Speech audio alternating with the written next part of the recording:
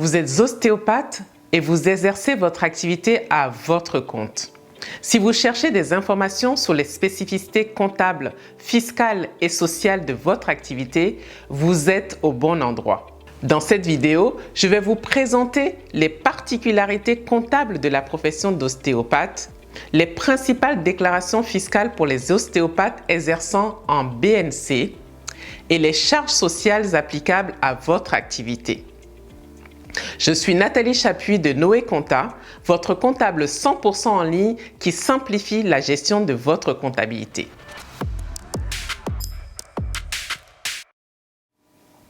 L'ostéopathie est une profession reconnue en France officiellement depuis seulement 2002. Depuis lors, un cadre juridique a été mis en place. Ce cadre stipule que l'usage du titre d'ostéopathe est subordonné à l'enregistrement auprès de l'ARS. De ce cadre juridique découle également un certain nombre d'obligations. Et pour commencer, quelles sont les particularités comptables du métier d'ostéopathe? Le métier d'ostéopathe est classé dans la catégorie BNC, bénéfices non commerciaux, s'il est exercé en nom propre. La comptabilité des ostéopathes est une comptabilité dite de trésorerie, en d'autres termes, recettes-dépenses. Toutefois, le Code général des impôts donne aux ostéopathes la possibilité d'opter pour une comptabilité d'engagement. Il est obligatoire de tenir un livre-journal selon l'article 99 du Code général des impôts. Ce livre-journal doit présenter en détail l'ensemble des recettes et des dépenses. Vous avez l'obligation de conserver l'ensemble des justificatifs des dépenses. En cas de contrôle, vous serez donc en mesure de prouver que ces dépenses concernent bien l'activité et que ce ne sont pas des dépenses personnelles. Si vous faites partie d'une association de gestion agréée pour les professionnels libéraux, vous devez produire lors de la déclaration de votre liasse fiscale l'ensemble des annexes spécifiques à adresser à l'association de gestion agréée. Comme vous le savez, tenir une comptabilité permet de remplir les obligations fiscales de l'entreprise. Du coup, quelles sont les principales déclarations fiscales des ostéopathes? Comme vous le savez, votre activité est exonérée de la TVA si vous êtes autorisé à faire usage légalement du titre d'ostéopathe. De ce fait, je ne vais pas aborder ce thème puisqu'il ne vous concerne pas. La contribution économie territoriale. Depuis 2010, la CET remplace la taxe professionnelle. La CET est composée de deux choses, la CFE et la CVAE. La CFE, contribution foncière des entreprises. Puisque vous exercez une activité professionnelle non salariée, la CFE vous concerne.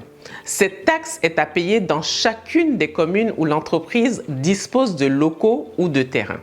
La CFE concerne uniquement les biens soumis à la taxe foncière. Si vous venez de démarrer votre activité, vous devez remplir la déclaration initiale pour la CFE. C'est le CERFA 1447 CSD que vous pouvez télécharger dans la description ci-dessous. C'est sur la base de cette déclaration que la commune fera le calcul du montant que vous devez payer. Si vous changez d'adresse, pensez donc à faire une nouvelle déclaration. La CFE se paye au mois de décembre de chaque année, sauf si vous avez opté pour la mensualisation. Les entreprises réalisant des recettes inférieures ou égales à 5 000 € sont également exonérées de la CFE. La CVAE, la cotisation sur la valeur ajoutée des entreprises. La CVAE est due par l'entreprise que vous exercez en nom propre ou en société si elle réalise plus de 500 000 € de recettes. Dans tous les cas, si vos recettes dépassent 150 500 €, vous devez effectuer la déclaration de valeur ajoutée et des effectifs salariés. La CVAE est due par l'entreprise qui exerce une activité au 1er janvier de l'année d'imposition. L'entreprise nouvelle n'est pas assujettie à la CVAE l'année de sa création, sauf en cas de transmission d'activité. Les sociétés civiles professionnelles. Les sociétés civiles professionnelles de moyens et les regroupements réunissant des membres de professions libérales sont redevables en leur nom propre de la CVAE. L'impôt sur le revenu. Parce que vous êtes en nom propre, vous êtes sous le régime de l'impôt sur le revenu.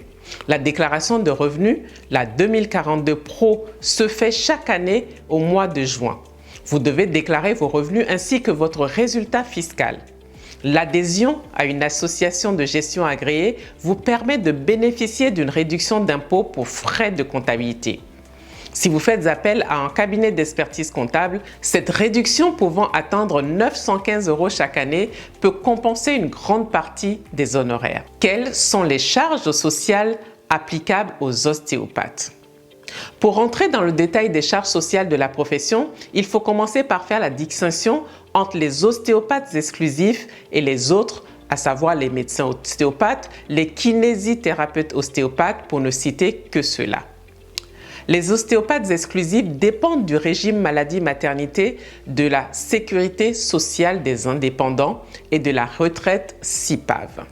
Si en revanche vous êtes par ailleurs professionnel de santé bénéficiant du régime PAMC, praticien et auxiliaire médicaux conventionnés, vous relevez depuis 2011 de ce régime sur la totalité de votre activité. Je sais que tout cela n'est pas très simple. Si vous souhaitez vous consacrer pleinement à votre activité et vous concentrer sur le cœur de votre métier, faites appel à un cabinet d'expertise comptable.